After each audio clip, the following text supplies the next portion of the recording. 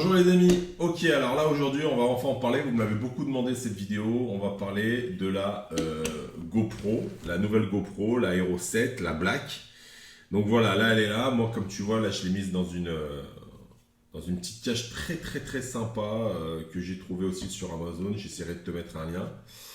Et c'est bien pratique tu vois parce que c'est une petite cage donc tu vois quand tu démontes la porte tu as quand même l'accès sur les ports micro USB, USB-C. Donc on va sortir la caméra, tu vois, là je dévisse ici, boum, là je pousse, et voilà, là j'ai ma GoPro. Alors la GoPro, je vais pas te faire le tuto de la GoPro, hein, tu peux en voir, il y en a des très bien sur YouTube, mais moi ce que je voudrais te dire sur la GoPro, c'est mon avis, mon ressenti. J'avais eu une première GoPro, c'était la 4, la Silver, et j'en étais content, oui et non. Et en fait, je ne l'ai pas beaucoup utilisé.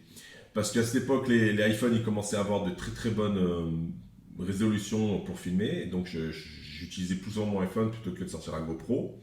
Donc, je l'ai complètement laissé. Et puis, même un jour, je l'ai revendu. Et là, quand elle est sortie de la Hero 7, j'ai dit, bon, pourquoi il faudrait que j'achète une GoPro hein, si tu as une chaîne YouTube, etc. L'intérêt de la GoPro, c'est quoi? Celle-ci, elle est complètement étanche, tu n'as pas besoin d'avoir un caisson. Par contre, attention, il faut bien remettre la petite porte que moi j'ai enlevée. Il faut la remettre si tu as l'intention de l'utiliser sous l'eau. Et aussi, certaines fois, pour filmer, c'est agréable d'avoir donc une caméra, par exemple en haut, et une deuxième caméra sur le côté pour faire du multicam, plusieurs angles de vue. Donc j'ai pris pour ça. Par exemple, tu veux faire des vlogs, tu peux t'amuser à faire des trucs très sympas. Hein. Tu peux la mettre au fond d'un verre d'eau. Le matin, tu fais genre tu te réveilles, puis tu arrives, tu verses de l'eau dans ton verre et l'eau elle tombe sur la GoPro, ça fait vraiment de l'immersion.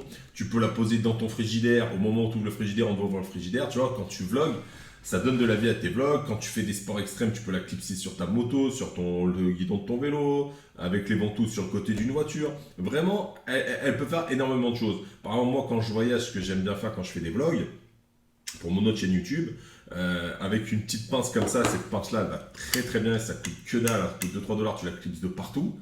Bah, je la clipse sur mon valise bagage, et puis quand je roule, tu vois, après je passe en accéléré dans mon vlog, ça montre un petit peu tout le chemin que j'ai fait en sortant de l'aéroport. Donc c'est pour ça que j'ai acheté une GoPro.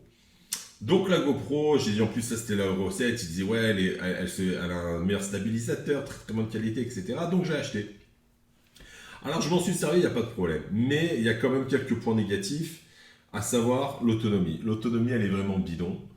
En plus, il y a certains réglages à faire, sinon tu as vraiment une autonomie critique. C'est quoi ces réglages qu'il faut bien savoir faire? C'est le fait que ta caméra, elle a, tu sais, les commandes vocales. Tu lui dis, ouais, GoPro, enregistre vidéo, GoPro est un vidéo, etc. Mais ça, même quand ta caméra elle est en veille, elle n'est pas réellement en veille parce qu'elle a l'affût de ces petits ordres que tu vas dire GoPro, allume-toi, GoPro, éteins-toi. Et ce qui fait, du fait qu'elle est comme ça, à l'affût, en réveil, elle pompe de la batterie. Le GPS, ça te pompe de la batterie. Le Wi-Fi, ça te pompe de la batterie. Ce qui fait que des fois, ta GoPro, tu l'as chargée pour partir en immersion, partir en vlog.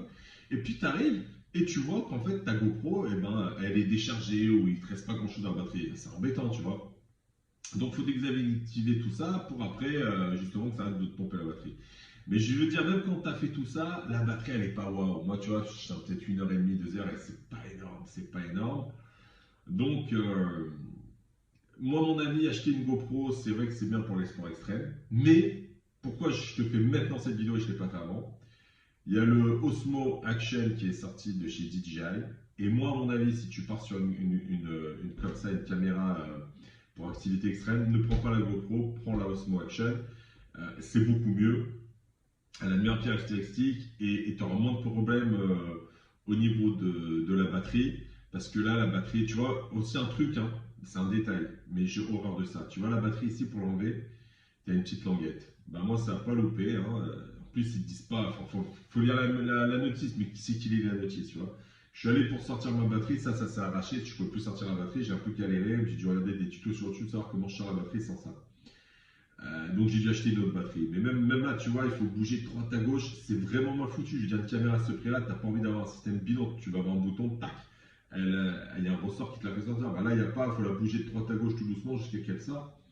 C'est pas très agréable, donc j'en suis pas très content. Donc encore une fois, si c'est pas pratique, quand tu travailles, tu l'utiliseras pas, tu n'en as pas envie. Donc moi, la GoPro Hero 7, bon produit d'un point de vue technique, mais à l'utilisation, j'en suis pas satisfait à cause de ce problème de batterie, à cause de ce problème parce que de vouloir changer la batterie on the go et c'est une galère à faire. Donc je ne recommande pas, je te recommande plus Osmo Action. Dans tous les cas, tu feras ta décision par toi-même. Je te mets en lien les deux caméras, la GoPro Hero 7 et la Osmo Action. Et puis dites-moi vous en commentaire si vous avez testé les deux et si vous pensez comme moi ou pas. Allez, à plus!